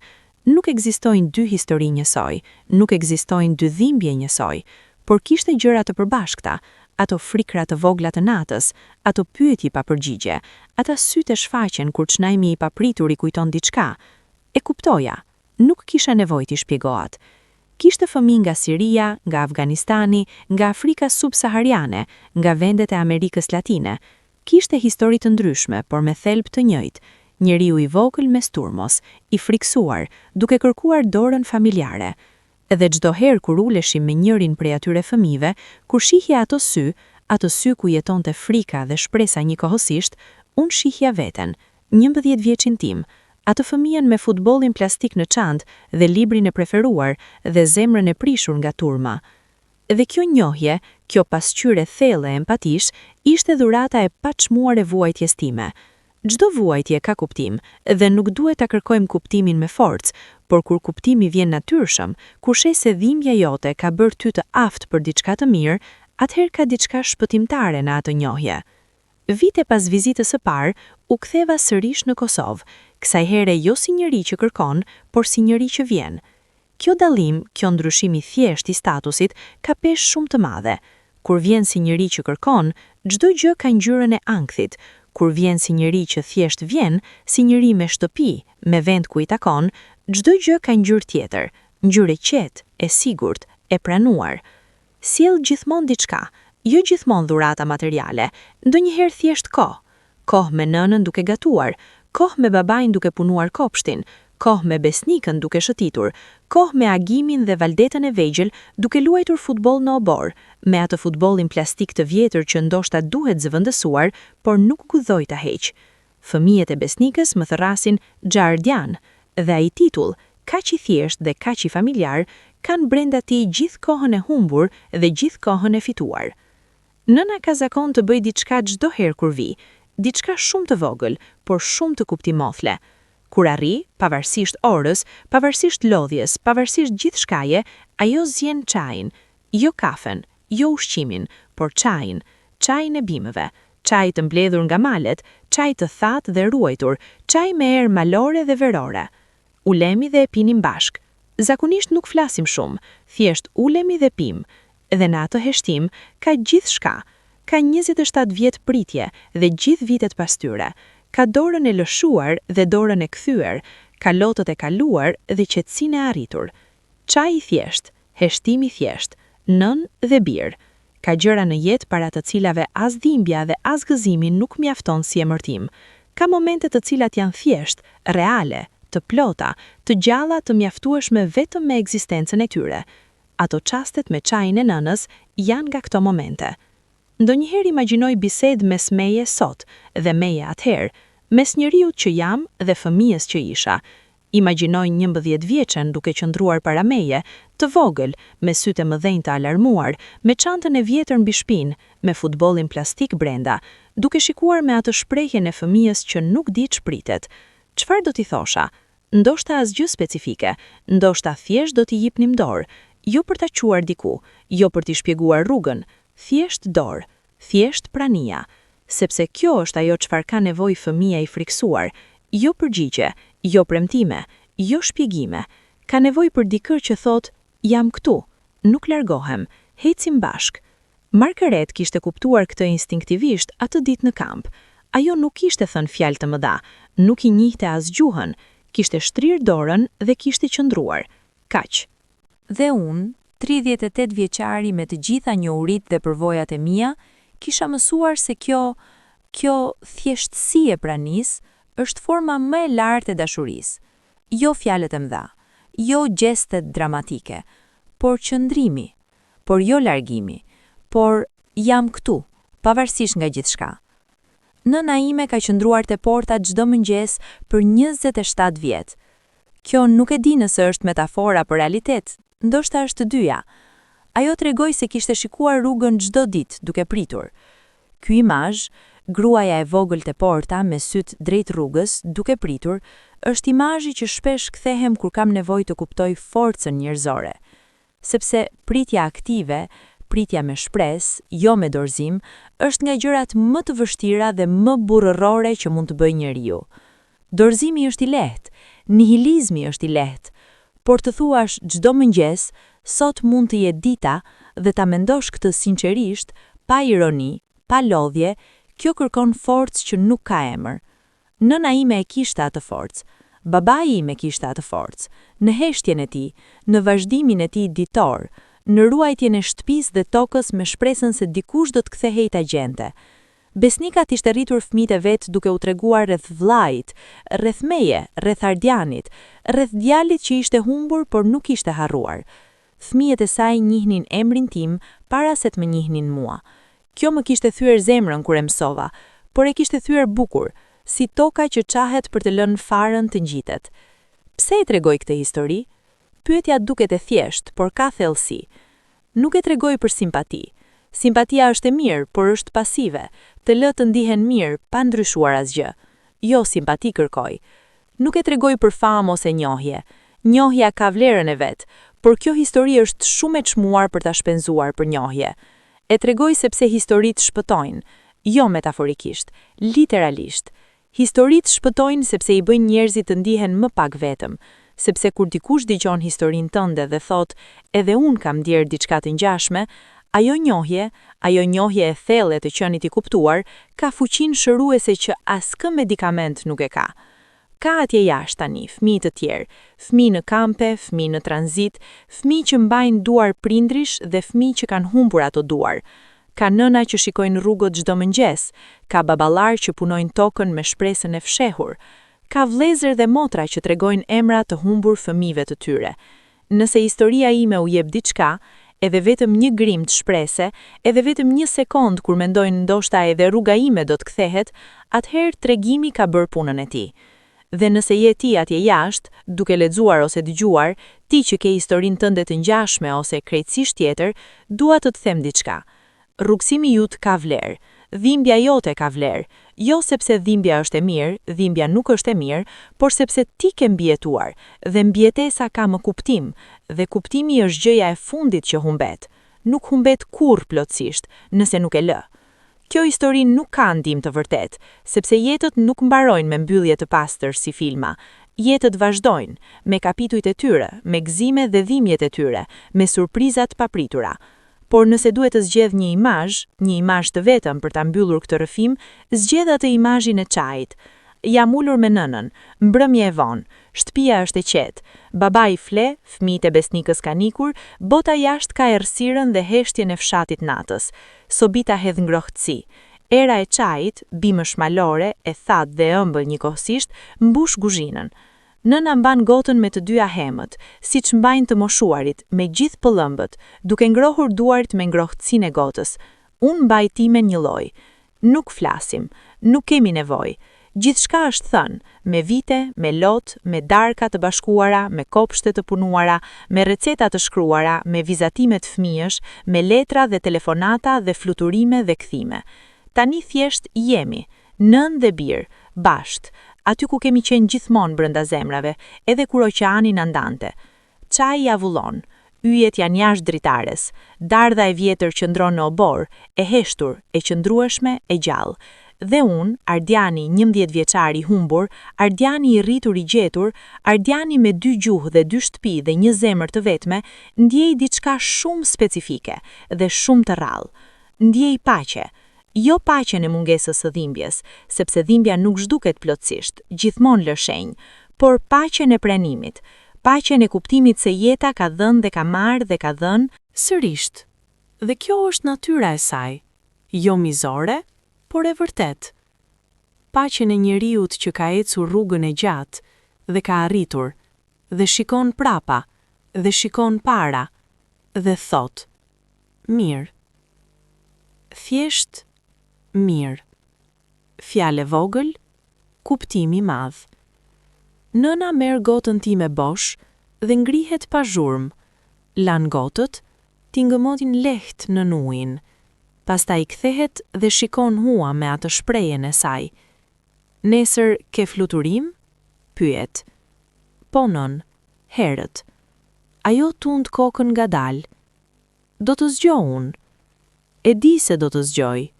E di se do të ketë mëngjes me bukë dhe djath, dhe ndoshta çaj tjetër. E di se do të qëndroj te porta kur të largohem, dhe do të shikoj derisa makina të kthehet te rrotullimi i parë dhe të zhdukesh. Siç ka qëndruar gjithmonë, siç do të qëndroj gjithmonë. Dhe unë, siç kam bërë gjithmonë dhe siç do të bëj gjithmonë, do të kthehem, sepse shtëpia nuk është vetëm vend. Shtëpia është njeriu që pret te porta. Shtëpia është çaji i bimëve malore. Shtëpia është dardha e vjetër në oborr. Shtëpia është emri yt i thënë me zërin e duhur. Dhe unë, pas gjithë rrugtimit, e kam gjetur shtëpinë. E kam gjetur. Kjo është historia ime. Historia e Ardianit, djali i humbur, njeriu i gjetur, shpirti i kthyer. Nëse ke ndjer diçka duke e lexuar, shkruaje. Fjalë të vetme, fjali, historinë tënde, sepse nuk jemi vetëm, kur nuk kemi qenë vetëm. Faleminderit që dëgjuat, deri në